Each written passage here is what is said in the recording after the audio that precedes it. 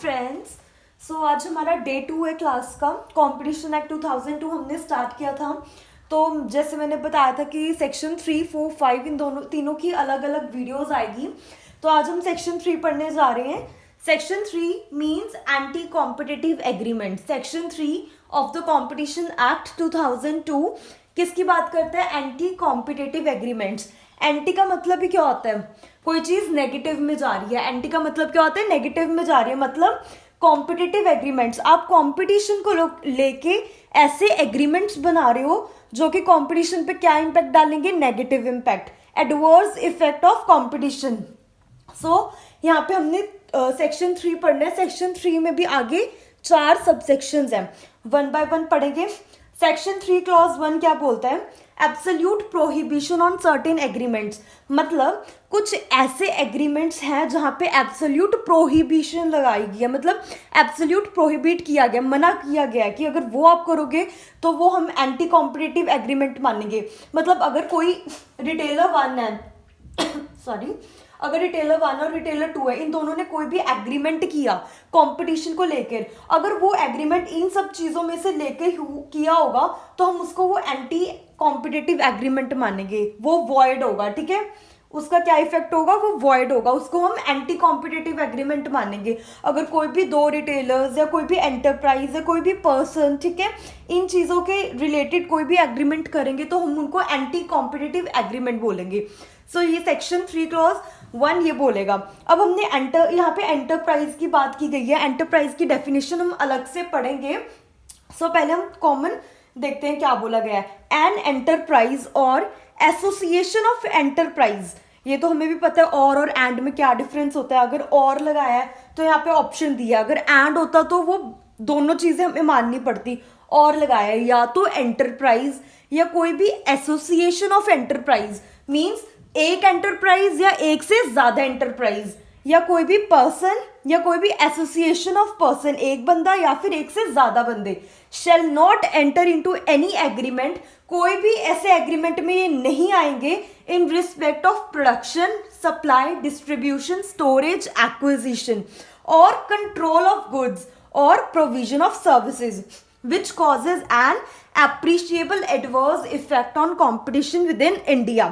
India के अंदर की बात हो रही है यहाँ पे। देखो, विद इन इंडिया मतलब इंडिया के अंदर, अगर इंडिया के अंदर कंपटीशन को नेगेटिव इम्पैक्ट डलेगा उसकी बात हो रही है। बाहर इंडिया के अगर कंपटीशन एडवर्स इफेक्ट डल रहा है, नहीं डल रहा, उससे हमारा कोई लेना देना नहीं है। यहाँ पे सिर्फ इंडिया की बात हो रही है, ठीक है। तो इन्होंने क्या बोला है कि या तो कोई एंटरप्राइज या फिर कोई एक से ज्यादा एंटरप्राइज, या एक बंदा या एक से ज्यादा बंदा, कोई भी ऐसे एग्रीमेंट में नहीं आएंगे जो इनसे रिलेटेड हो। या तो को प्रोडक्शन को लेकर हो रहा है, कोई भी आप प्रोडक्ट प्रोड्यूस कर रहे हो उससे रिलेटेड कोई आप एग्रीमेंट बना रहे हो, या सप्लाई से रिलेटेड आप कोई एग्रीमेंट बना रहे हो, या डिस्ट्रीब्यूशन, उस प्रोडक्ट को डिस्ट्रीब्यूट करने में डिस्ट्रीब्यूटर्स होते हैं ना, जैसे एजेंसीज होगी, तो उसको लेके आप कोई एग्रीमेंट बना रहे हो, या आपने कोई गुड्स को स्टोर करने के लिए एग्रीमेंट बना लिया, ठीक है, स्टोरेज ऑफ गुड्स, और एक्विजिशन, कोई चीज एक्वायर करने के लिए, या गुड्स को आप कंट्रोल कर रहे हो, या फिर आप सर्विसेज के रिलेटेड कोई ऐसे एग्रीमेंट बना रहे हो जिसका कंपटीशन पे नेगेटिव इफेक्ट डल सकता है, जिसका कंपटीशन पे नेगेटिव इम्पैक्ट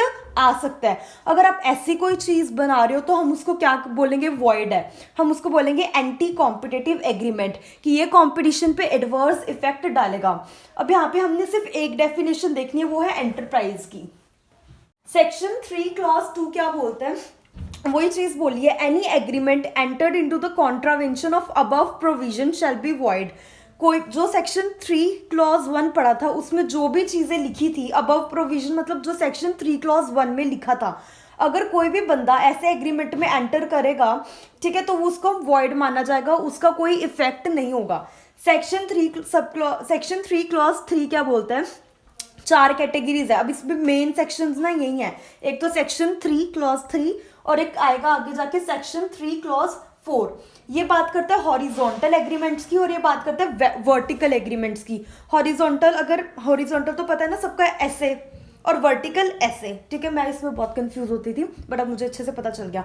अब यहाँ पे देखो क्या लिखे हैं, 4 categories of horizontal agreement. Horizontal agreement की 4 कैटेगरीज है। मतलब इसका मतलब क्या है? सेम लेवल और सेम प्रोडक्ट। अगर कोई भी, जैसे मान लो प्रोड्यूसर्स हैं, ठीक है, एक प्रोड्यूसर 1 है, एक प्रोड्यूसर 2 है, ठीक है।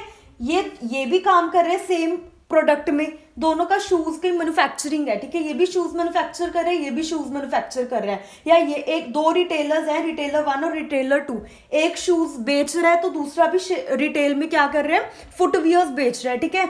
तो इन दोनों की बात करी गई है कि सेम प्रोडक्ट पे वो कर रहे हैं और सेम लेवल है उनका, ठीक है।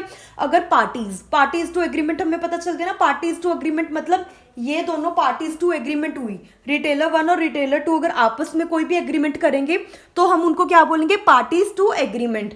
सो parties entering into agreement engaged in identical और सिमिलर ट्रेड ऑफ गुड्स, ठीक है। या तो आप सेम चीज बना रहे हो, सिमिलर या आइडेंटिकल गुड्स में बना रहे हो, आप प्रोविजन ऑफ सर्विसेज, या तो आप सर्विसेज में डील कर रहे हो या फिर आप ट्रेड ऑफ गुड्स में डील कर रहे हो, जो कि क्या है, आइडेंटिकल है या फिर सिमिलर है। तो उस चीज की बात की गई है। आगे हम इसके 4 लेवल्स पढ़ेंगे, 4 कैटेगरीज है। इसका मतलब हॉरिजॉन्टल, वर्टिकल।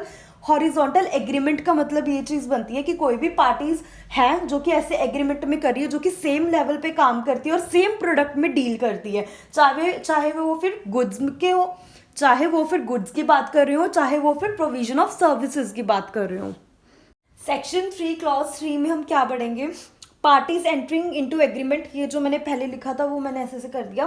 कोई भी ऐसी पार्टीज जो एंगेज्ड हैं, एक second, parties entering into agreement engaged in identical और सिमिलर ट्रेड ऑफ गुड्स और प्रोविजन ऑफ सर्विसेज। कोई भी ऐसे 2 बंदे हैं, पार्टीज हैं, जो कि सिमिलर ट्रेड ऑफ गुड्स और प्रोविजंस में कोई एग्रीमेंट बना रही है। कैसा एग्रीमेंट बना रही है वो चीज़ बात करिए। यहाँ पे हम पढ़ेंगे ये टाइप्स ऑफ एग्रीमेंट्स हैं, जैसे प्राइस कार्टल, कोटा कार्टल और टेक्नोलॉजी कार्टल भी बोलते हैं इसको, मार्केट कार्टल या स्पेशलाइज्ड कार्टल भी बोलते हैं, बिड रिगिंग और कॉल्यूसिव बिडिंग, ठीक है।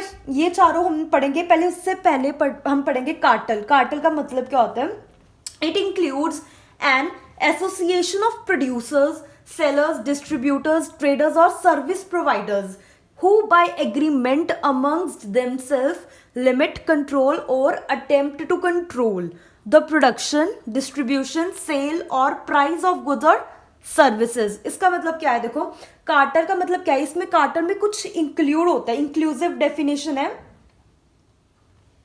इंक्लूड्स क्या होता है, कोई भी एसोसिएशन, मतलब ये सब इकट्ठे मिलके क्या कर रहे हैं, प्रोड्यूसर्स, सेलर्स, डिस्ट्रीब्यूटर्स, ट्रेडर्स, ये सब इकट्ठे करके ये जो गुड्स में डील कर रहे हैं, ठीक है, या फिर सर्विस, कोई भी सर्विसेज में ऐसा डील कर रहे हैं, ठीक है। प्रोड्यूसर्स, सेलर्स, डिस्ट्रीब्यूटर्स, प्रोड्यूसर्स जो प्रोडक्ट बनाते हैं, सेलर्स जो बेचते हैं, डिस्ट्रीब्यूटर्स भी जो बेचते हैं, ट्रेडर्स जो उन गुड में रिटेलिंग का काम करते हैं, इकट्ठे इन्होंने मिलके क्या कर लिया, who by agreement among themselves, मिलके एग्रीमेंट बना लिया।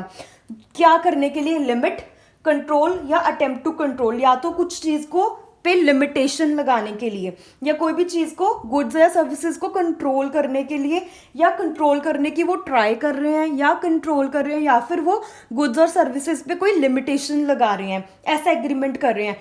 किसके related, production, distribution, sale, price of goods और सर्विसेज, ठीक है। या तो वो प्रोडक्शन पे क्या करना चाहते हैं, लिमिटेशन लगाना चाहते हैं, या प्रोडक्शन को कंट्रोल करना चाहते हैं, या कंट्रोल करने की कोशिश कर रहे हैं, या डिस्ट्रीब्यूशन पे कोई लिमिटेशन लगाना चाहते हैं, ठीक है, या सेल्स ऑफ गुड्स और प्राइस, या गुड्स के जो प्राइजेज हैं, प्राइजेज सेट करना चाह रहे हैं मिलके, कोई ऐसा एग्रीमेंट कर रहे हैं, तो हम उसको कार्टल बोलेंगे। तो कार्टल की भी आगे 4 टाइप्स हैं। प्राइस कार्टल, इसमें प्राइस के रिलेटेड बात होगी। टेक्नोलॉजी कार्टल, मिलकर टेक्नोलॉजी के रिलेटेड वो लिमिट कंट्रोल कर रहे हैं, या प्राइस के रिलेटेड, तो उसको प्राइस बोलेंगे। मार्केट कार्टल, स्पेशलाइज मतलब ज्योग्राफी, उन्होंने एरिया वाइज डिवाइड कर लिया कि तू इस एरिया में कर, मैं इस एरिया में करूंगा ट्रेडिंग। बिड रिगिंग, ये भी आगे हम पढ़ेंगे डिटेल में।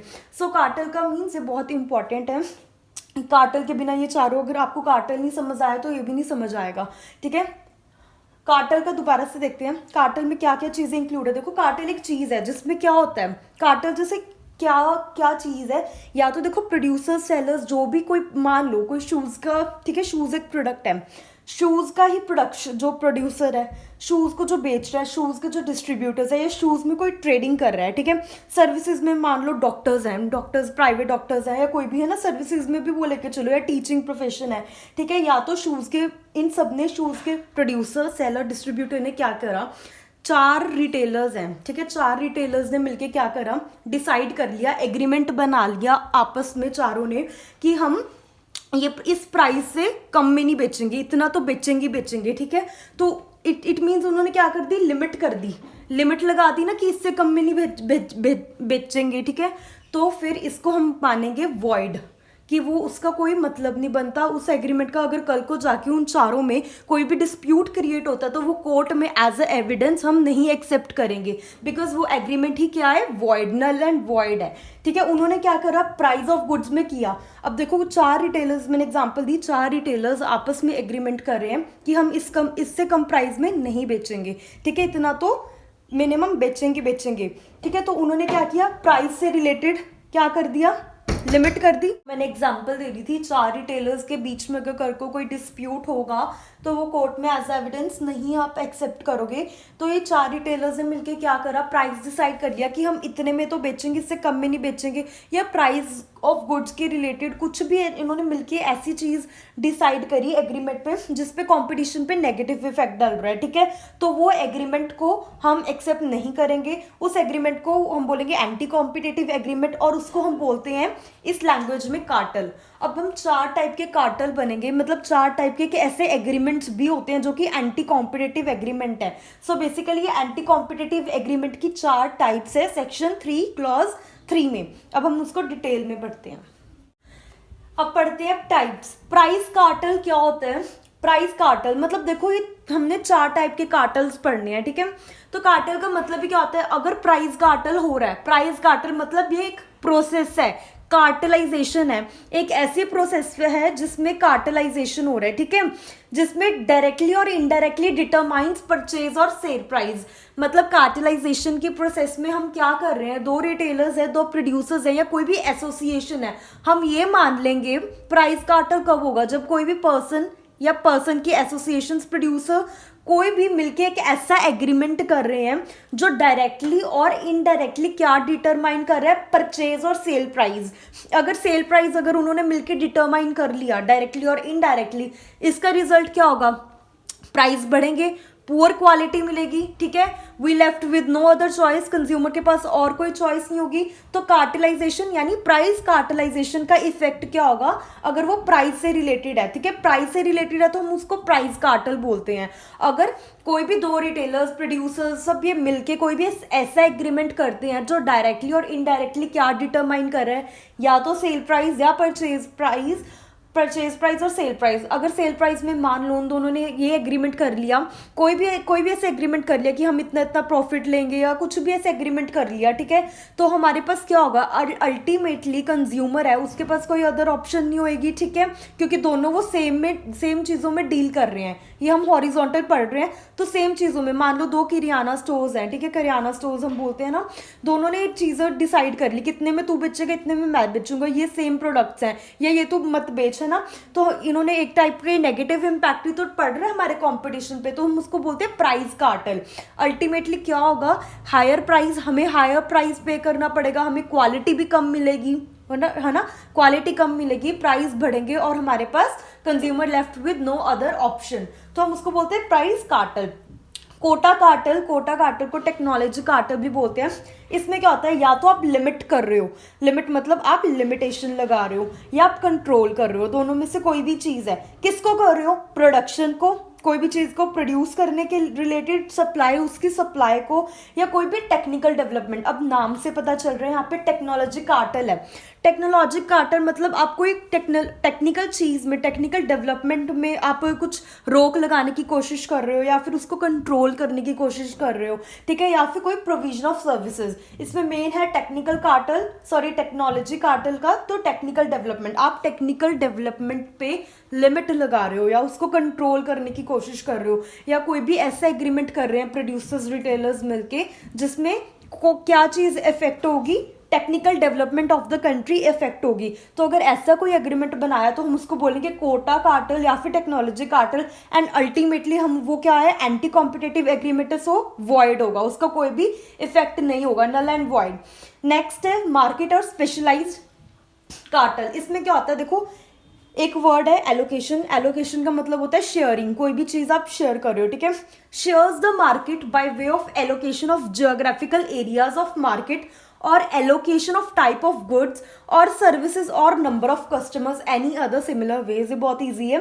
इसमें हम क्या करते हैं, मान लो दो रिटेलर्स हैं या दो प्रोड्यूसर्स हैं, उन्होंने एक जोग्राफिकल एरिया डिवाइड कर लिया कि ये प्रोडक्ट तू यहाँ पे राजस्थान में बना, ये मैं पंजाब में बनाऊंगा, या कोई भी सिटी टू सिटी है, उन्होंने प्रोडक्ट कर लिया, यहाँ पे तू माल बेच, यहाँ पे मैं माल बेचूंगा, जहाँ पे मैं माल बेचूंगा वहाँ पे तू माल नहीं बेचेगा, और जहाँ पे तू माल बेचेगा वहाँ पे मैं माल नहीं बेचूंगा। अगर उन्होंने कोई भी ऐसा एग्रीमेंट बनाया है तो वो क्या होगा, वॉइड होगा। उसको हम बोलेंगे एंटी कॉम्पिटिटिव एग्रीमेंट। इसका मतलब क्या होता है, उन्होंने अपनी मार्केट डिवाइड कर ली कि ये तेरी मार्केट, तू इस मार्केट में डील कर, ये मेरी मार्केट में, इस मार्केट में डील करूंगा, वहां पे मेरा काम नहीं, यहाँ पे तेरा काम नहीं। तो ऐसा, और या फिर उन्होंने नंबर ऑफ कस्टमर्स, मतलब अपने कस्टमर्स डिवाइड किए हों, या कोई भी एरिया डिवाइड किया हो, कोई भी चीज मार्केट उन्होंने अपनी शेयर कर ली, इसको हम बोलते हैं मार्केट कार्टेल और स्पेशलाइज्ड कार्टेल। लास्ट है हमारा हॉरिजॉन्टल एग्रीमेंट की टाइप में बिड रिगिंग। बिड रिगिंग देखो, ये थोड़ा इंपॉर्टेंट कॉन्सेप्ट है, ठीक है। इसको आपको जनरल नॉलेज में भी आपको पता होना चाहिए। मुझे तो पहली बार अब CS में पता चला है, थोड़ा बहुत सुना ज़रूर था पहले इसका दोनों को डिवाइड करके इनका मतलब जानते हैं क्या होता है, फिर इसकी डेफिनेशन पे जाएंगे as per the act. Bid का मतलब होता है ऑफर, आप किसी को भी कुछ ऑफर दे रहे हो, का मतलब क्या था, हमने पढ़ा था ऑफर। कोई भी ऑफर, आप किसी को कोई भी ऑफर दे रहे हो तो उसको हम बोलेंगे बिड। रिगिंग का मतलब क्या है, आप कोई ऐसा रिजल्ट चाहते हो, ठीक है, आप कुछ चाहते हो कि ये चीज हो, उसके लिए आप क्या कोई भी चीज डिसऑनेस्टली अरेंज कर रहे हो, ठीक है। मैं चाहती हूँ कि मेरा रिजल्ट आए कोई भी, उसके लिए मैं कुछ भी अनफेयर मीन्स अडॉप्ट करूंगी, मैं डिसऑनेस्टली कोई भी चीज को अरेंज करूंगी, उसको बोलते हैं बिड रिगिंग, ठीक है। अब इसकी डेफिनेशन जाते हैं as per the act. It means any agreement between persons or enterprise that is identical और similar, जो हमने डेफिनेशन में पढ़ा था कि कोई भी, यानी हॉरिजॉन्टल एग्रीमेंट्स मतलब सेम लेवल और सेम प्रोडक्ट में डील कर रहे हैं। कोई भी ऐसा एग्रीमेंट जो पर्सन और एंटरप्राइज के बीच में हो रहा है, किस लिए हो रहा है कि वो competition bids, reducing competition for bids, या तो वो जो ऑफर है उसके लिए कंपटीशन कम करना चाहते हैं। ऑब्वियसली जितना ज्यादा कंपटीशन कम होगा उतना ज्यादा उनको फायदा होगा। Manipulating the process of bidding, या जो भी बिडिंग की प्रोसेस है उसको मैनिपुलेट करना। अब देखो बिडिंग की प्रोसेस क्या होती है, जैसे फॉर एग्जाम्पल गवर्नमेंट है, ठीक है, गवर्नमेंट ने क्या करना है, रोड्स बनानी है, रोड्स बनवानी है, टेंडर्स आते हैं ना, टेंडर्स निकलते होते हैं, तो गवर्नमेंट ने अपना टेंडर निकाला। टेंडर किसको मिलता है, ऑब्वियसली जो सबसे सस्ते में काम करेगा बट क्वालिटी भी देगा साथ में। तो 4 कॉन्ट्रैक्टर्स हैं, गवर्नमेंट ने टेंडर निकाला, ठीक है, रोड्स बनाने के लिए। तो एक टेंडर निकाला तो 4 ऑफर्स आए, ठीक है, कॉन्ट्रैक्टर में। एक ने कहा कि मैं 9 करोड़ में बनाऊंगा, एक ने कहा 10 करोड़ में, एक ने कहा 8 करोड़ में, और एक ने कहा 5 करोड़ में। तो गवर्नमेंट उससे पूछेगी ना कि एक तो हमारे पास आया 10 करोड़ वाला और तू 5 करोड़ में बनाने की बात कर रहा है, तो क्वालिटी कैसे होगी रोड्स बनाने के लिए, मतलब तेरी कॉस्ट इतनी कम कैसे आएगी। तो फिर वो बोलेगा कि मेरे पास ऑलरेडी मशीन्स मैंने बहुत पहले से खरीद रखी हैं, आज के वो रेंट पे मशीन लेते हैं तो मेरी से कॉस्ट कम आती है। तो वो अपनी अपनी रीजंस बताएंगे कि उनकी कॉस्ट कम कैसे आ रही है, ठीक है। बट अब क्या करते हैं, अगर वो 4 कॉन्ट्रैक्टर्स हैं, ठीक है, वो 4 कॉन्ट्रैक्टर्स ने मिलके एग्रीमेंट कर लिया कि हम चारों इकट्ठे बिड्स नहीं भेजेंगे, मतलब हम इकट्ठे ऑफर नहीं भेजेंगे। इस बारी तू ऑफर भेज, नेक्स्ट टाइम मैं भेजूंगा, उसके बाद ये भेजेगा, उसके बाद वो भेजेगा। अगर उन्होंने ऐसे एग्रीमेंट कर लिया तो फिर कंपटीशन वो क्या कर रहे हैं, रिड्यूस कर रहे हैं ना। अगर चारों इकट्ठे बेचते कंपटीशन में रह के तो फिर गवर्नमेंट का भी उतना फायदा होता। बट उन्होंने चारों ने मिलके आपस एग्रीमेंट कर लिया कि इस बार तू भेजेगा, अगली बार मैं भेजूंगा, या फिर हम चारों भेजते हैं इकट्ठे, बट पहले से ही प्राइस डिटरमाइन कर लिया कि तू इतने में कहना, मैं इतने में कहूंगा, तो अल्टीमेटली तेरा ऑफर एक्सेप्ट कर लेगी गवर्नमेंट, ठीक है। तो ऐसा अगर कोई भी एग्रीमेंट होता है उसको हम बिड रिगिंग बोलते हैं। तो ये भी अल्टीमेटली एंटी कॉम्पिटिटिव एग्रीमेंट है, तो इसको हम वॉइड मानेंगे, इसका कोई भी इफेक्ट नहीं होगा, वो नल एंड वॉइड बोलेंगे।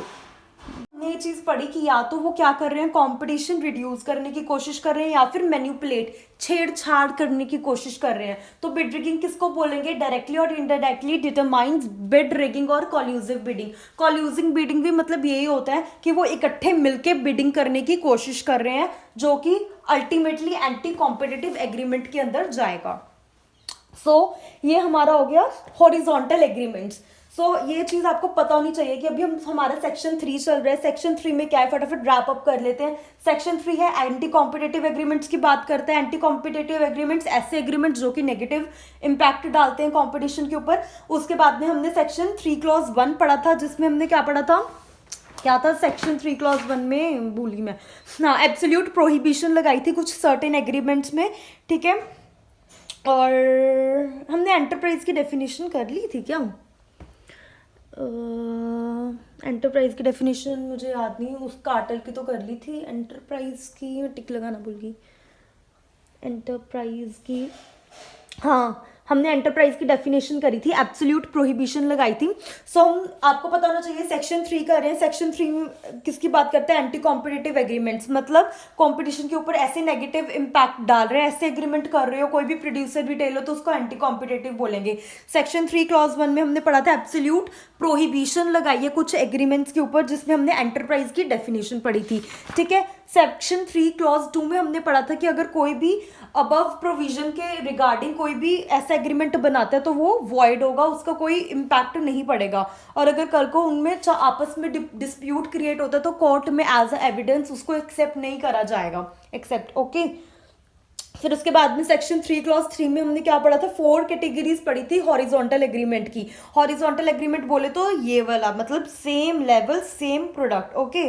सो हमने इसमें 4 टाइप्स पढ़ी थी, price cartel, quota, technological cartel, cartel और स्पेशलाइज्ड कार्टल और बिड रिगिंग। तो बिड रिगिंग हमारा हो गया, ठीक है। प्राइस मतलब डायरेक्टली और इनडायरेक्टली आप सेल प्राइस, परचेज प्राइस पे कोशिश कर रहे हो लिमिट लगाने की, यार आप फिर यहाँ पे टेक्निकल डेवलपमेंट पे लिमिट या कंट्रोल लगाने की कोशिश कर रहे हो, या फिर आपने जोग्राफिकल एरिया डिवाइड कर लिया, या फिर आपने बिड रिगिंग करी है मिलके, कोई भी ऐसा कुछ आप चाहते हो उसको मिलके आपने कुछ भी चीज़ डिसऑनेस्टली अरेंज करी है, ठीक है।